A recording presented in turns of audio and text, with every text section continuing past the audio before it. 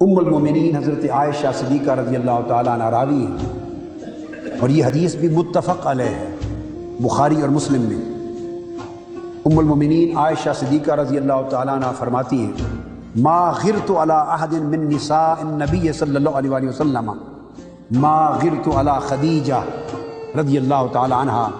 وما رأیتها قط۔ آپ فرماتی ہیں کہ آقا علیہ السلام کی جتنی ازواج مطہرات تھیں، 8 ازواج مطہرات جو آپ کے زمانے میں تھیں، فرماتی ہیں مجھے کسی پر رشک نہیں آیا۔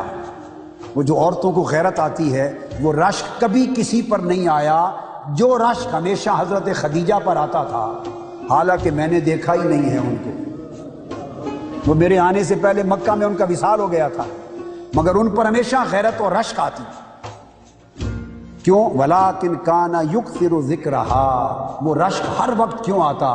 کہ آقا علیہ السلام مدینہ میں ان کی وفات کی بعد بھی ہر وقت خدیجہ الکبریٰ کا ذکر کرتے تھے، حضرت خدیجہ کا ذکر کرتے تھے۔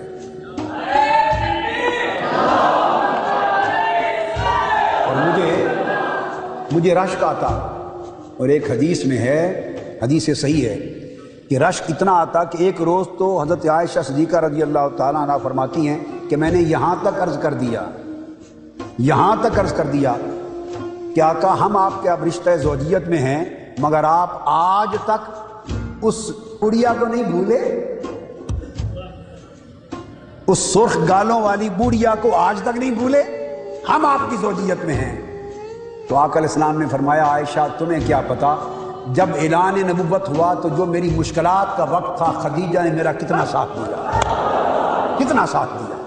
تو میں اس کو کیسے بھول سکتا ہوں۔